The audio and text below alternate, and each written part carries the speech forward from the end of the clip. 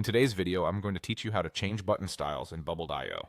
This is a handy feature that allows you to customize the look and feel of your web applications, making them more unique and tailored to your needs.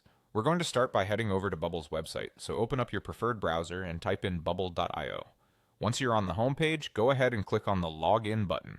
This will take you to the login page where you need to sign into your account. The fastest way is by clicking on Continue with Google. If you're already logged into your Google account, it will show a list of your accounts. Click on the one you use for Bubble. After selecting your account, simply click Continue.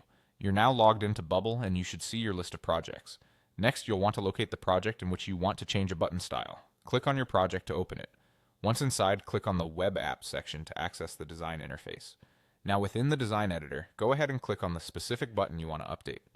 It's essential that you have a button already placed on your page to follow along seamlessly. Once you've selected your button, look for the Style drop-down menu. Clicking this will present a variety of predefined styles you can apply. These styles not only change the button's appearance, but they can also affect its behavior, depending on the style attributes that are preset. For this tutorial, let's try a few different styles to see their effects and find one that matches what you're looking for.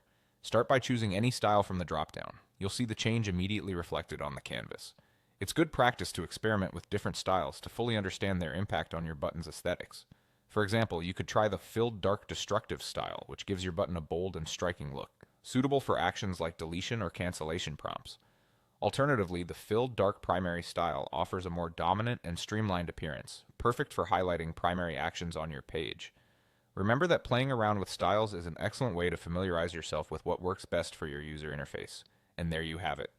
By following these steps, you've learned how to effortlessly change button styles in Bubble.io, enhancing the visual appeal and functionality of your web applications. Thank you for watching. Remember to like and subscribe for more tutorials, and happy designing on Bubble.io.